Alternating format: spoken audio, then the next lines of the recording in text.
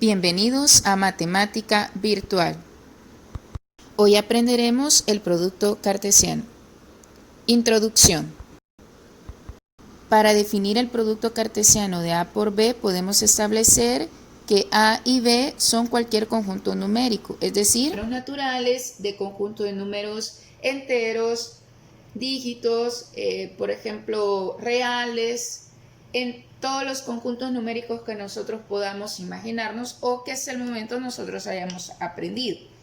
Bien, ¿cómo definimos un producto cartesiano? En primer lugar, el producto de dos conjuntos, en este caso el conjunto A, vamos a cambiar acá, el conjunto de A por B, vamos a decir a esto le vamos a llamar nosotros producto cartesiano. Esta es la representación, digamos. Y vamos a decir que el producto cartesiano son pares ordenados. Vamos a empezar ahí. Son pares ordenados. Y un par ordenado sabemos nosotros que está dado por X, Y, por ejemplo. ¿Ya? Entonces, van a ser pares ordenados X, Y, de tal manera que X, o sea, la primera componente de ese par ordenado, X exista en el primer conjunto, o sea, en A. ¿Sí? La primera componente del par ordenado debe de ser del primer conjunto, porque tenemos A por B. Y la segunda componente del par ordenado, o sea, Y, va a existir o va a pertenecer al conjunto B. ¿Qué significa esto? Significa que el par ordenado va a estar realizado o va a estar formado por los elementos de cada uno de los conjuntos que a nosotros nos estén proporcionando. Entonces, pero tenemos que respetar el orden, que si a mí me dicen A por B, vamos a poner que el primer elemento del par ordenado, la primera componente del par ordenado debe de ser de ese conjunto.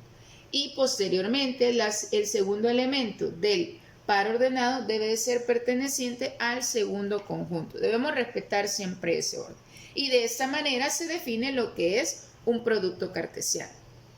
Dicho lo anterior, ahora vamos a ver algunas ideas muy importantes que son hasta cierto punto bastante útiles al momento de representar un producto cartesiano de forma gráfica, es decir, en el plano cartesiano.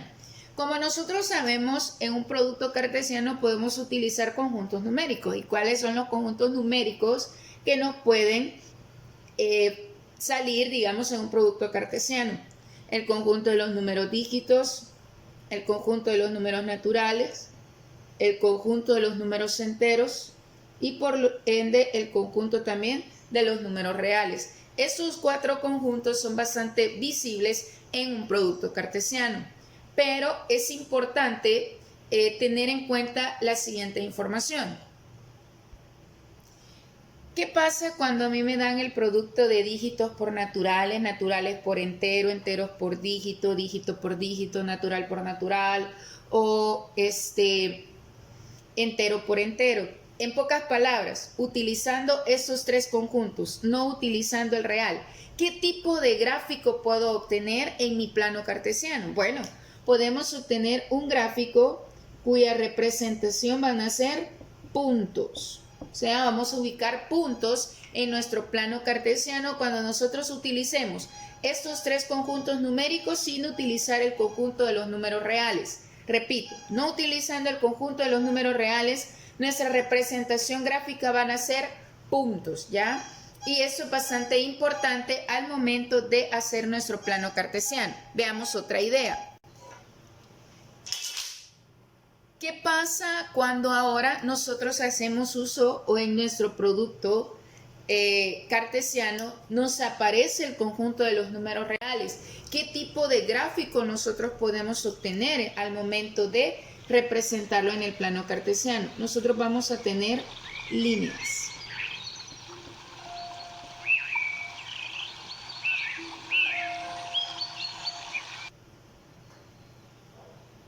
vamos a tener, repito, líneas. ¿Por qué vamos a tener líneas? Y es bastante fácil la interpretación. Fíjense que se obtienen líneas, ya sean verticales u horizontales, por una simple y sencilla razón. Lo voy a poner de esa forma. Se obtienen líneas verticales o horizontales. Y es por una simple y sencilla razón. Es porque nosotros, como les decía, hacemos uso del conjunto de los reales. Pero si nosotros recordamos un poco, el conjunto de los números reales, su representación gráfica siempre son intervalos.